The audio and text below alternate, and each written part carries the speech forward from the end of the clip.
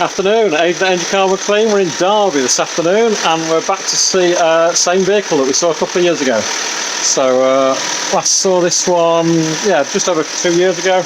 Audi A6 2.7.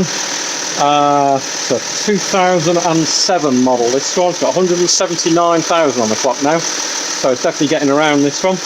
The owner's just about to do a pretty long journey with this, so I want to get it diagnosed and cleaned up. Had a couple of issues over the last year with battery and alternator issues.